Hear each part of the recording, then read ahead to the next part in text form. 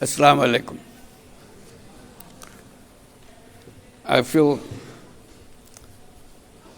very unfortunate that I'm not a participant in this gathering, rather treated as an outsider who comes and goes away.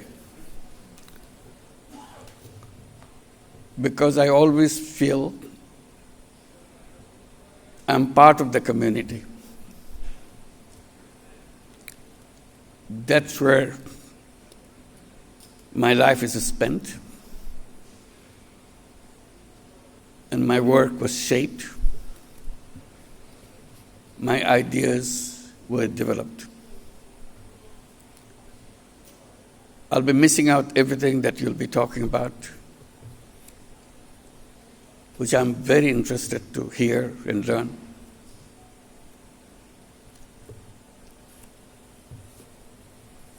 And I want to thank World Bank for organizing this.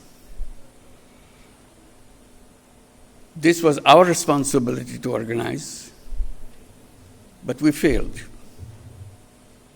World Bank has to step in to make it happen. That way I feel very deprived, very frustrated that we couldn't do it. It was part of our plan, part of our responsibility in the past to organize this as a part of SARC. SARC is a word, is forgotten. That's a shame on us. This was supposed to be the idea of SARC, that we get together and make exchanges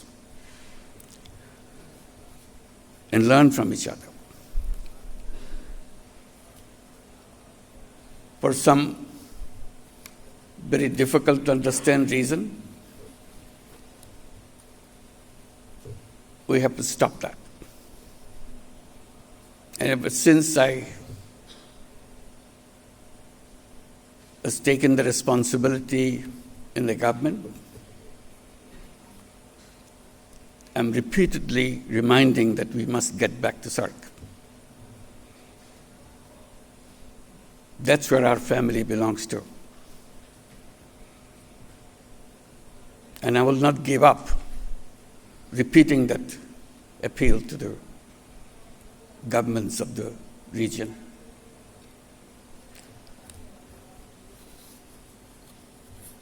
Today, I feel very excited that academics at the highest level could get together in Dhaka. It's important that this is Dhaka. I hope you will have a chance to kind of review the things that happened in Dhaka in the past few months.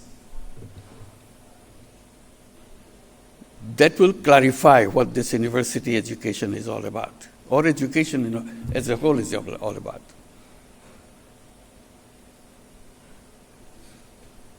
I'm here, my colleagues are here, because something happened in Dhaka. Otherwise, there's no reason for me to be here, for my colleagues to be here. And I thought that will be the core of the subject to be discussed in this gathering. Who are these young people that we are dealing with? They have their own mind.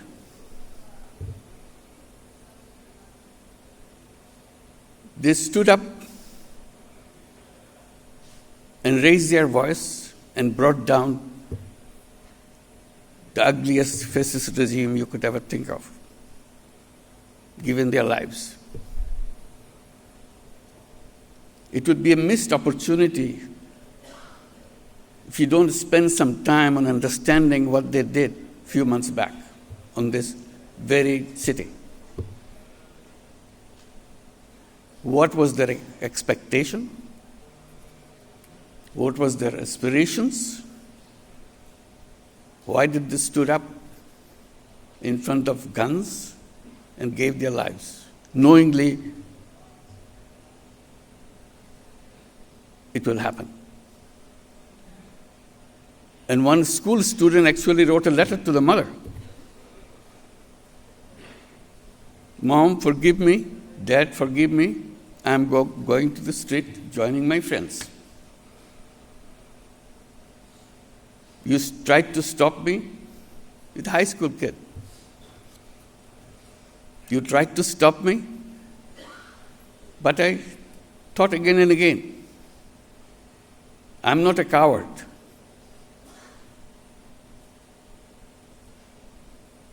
My friends are on the street, they are giving their lives. I cannot hide here sitting and hearing about that. So I'm leaving. Forgive me for that. If I don't come back, please forgive me. So it was not sudden outburst. It's very pre-planned things. I wish you will have some occasion to see the videos of the things that happened in the city of Dhaka.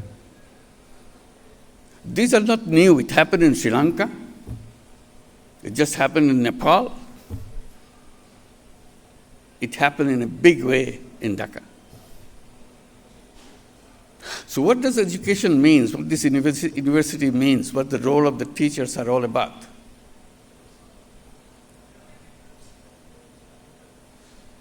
So they are the ones standing in front of the students trying to calm them down. Didn't listen. Gave their lives and made it happen. Now it's election time.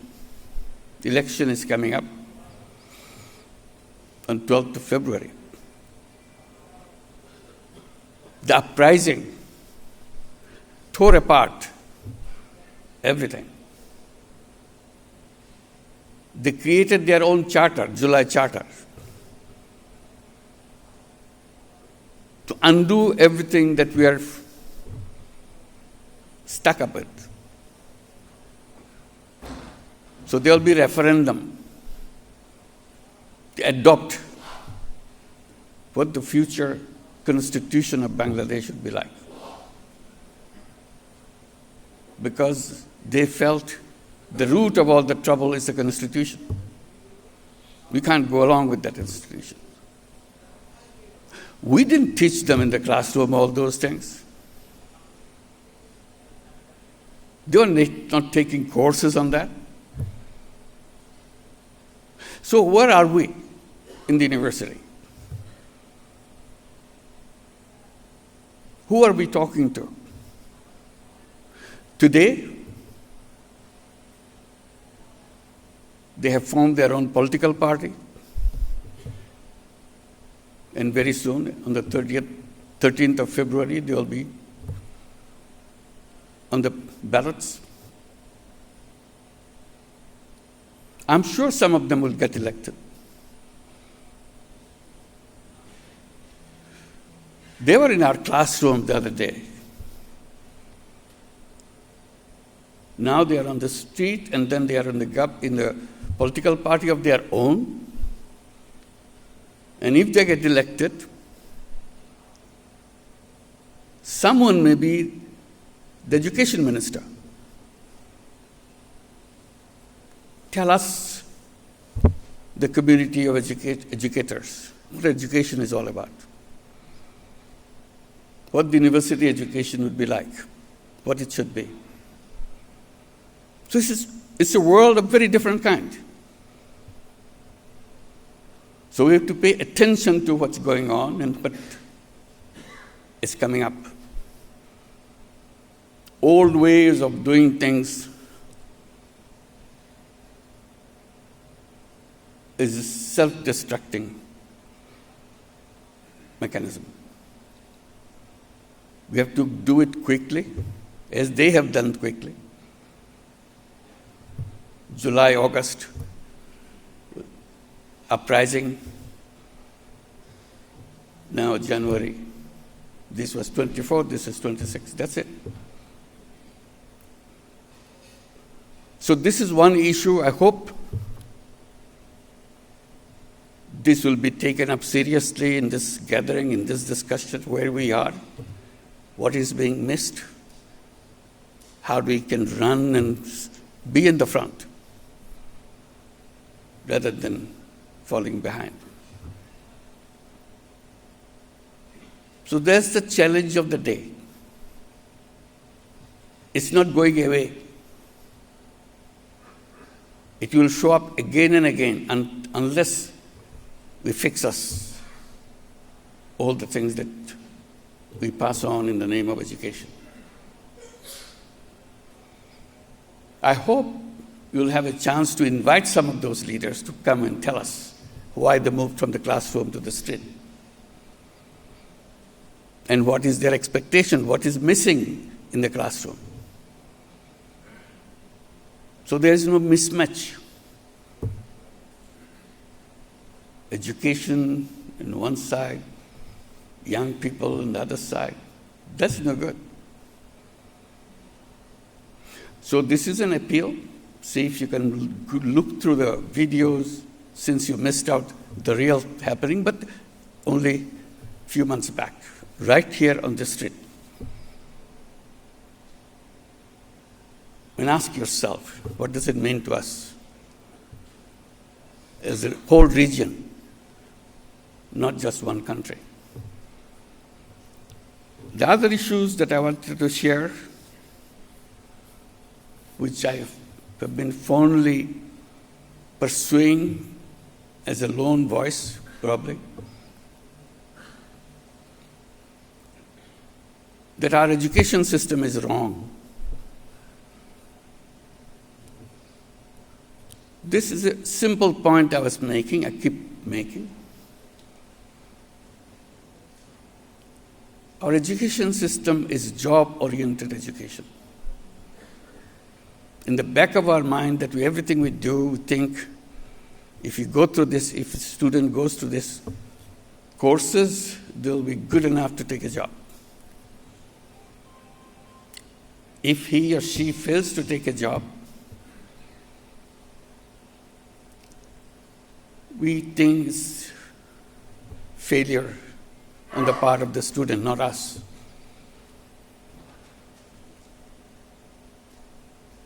Why do we design a job-oriented education? That you have to have a degree to go to the job market so that they find you appropriate candidate.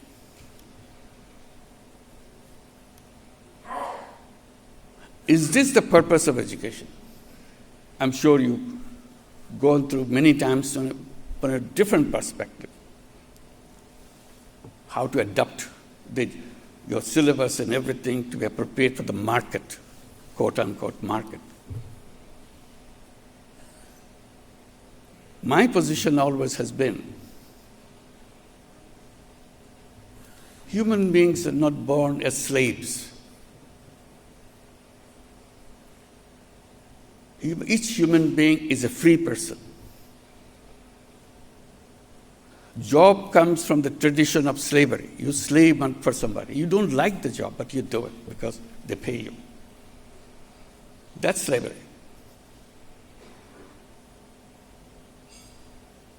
My lonely voice is saying that human beings are born as a creative being.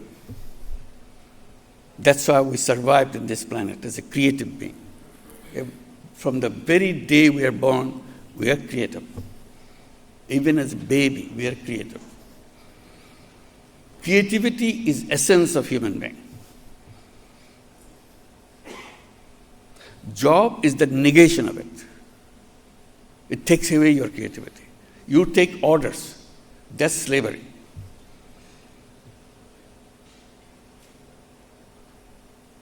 These young people who marched on the street, they refused to be slaves, refused to take orders. And that's where the conflict began. So what kind of education that you will be giving? This is a question I raise with you. You may dismiss it. You may pause for a while. But this is my point. Should we continue this education to create slaves? Turning creative being into slaves. That's a criminal job.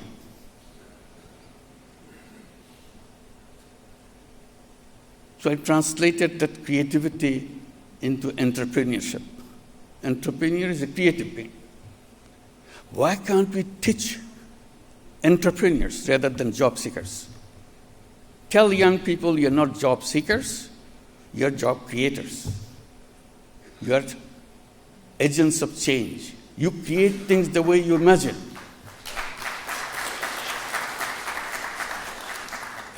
Imagination is the essence of human being.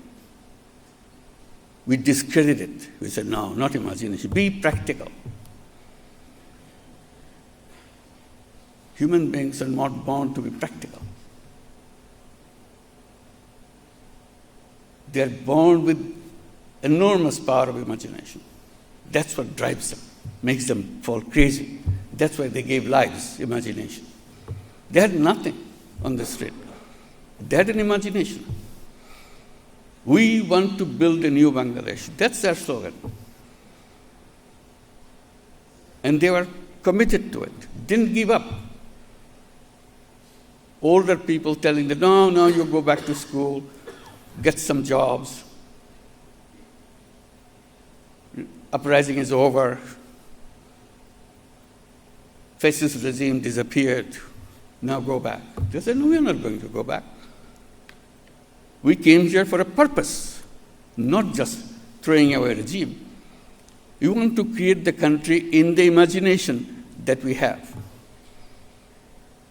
As you go around in Dhaka city, you'll be doing probably between sessions or after the sessions, you'll see the walls on the street. Every wall is painted. Still the painting is on. These are not artists. All these young people are not artists. Just the kids from every family. Family is not a rich family. Very mundane, everyday family is struggling with their life. The kid is coming out, having some imagination about what the country should be. That's all. Burning idea in them. So while they are fighting on the street, giving their lives, they are painting on the wall. What's wrong with this society? They draw pictures. They're not painters. They've never painted anything before. But this time they did. It's all there. Amazing expressions. You don't have them in their textbooks.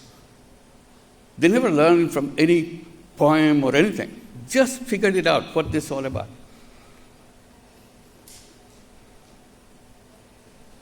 Just, I remember one quickly. One writes, there's no substitute. So it goes on, because there's no alternative. He gives the answer, I am the alternative. Similar thing all over Dhaka city. It's not only Dhaka city, every city in Bangladesh, you go, you see these paintings on the wall. There was no plan, there was no, somebody created this little messages. No, everybody figured out their own messages.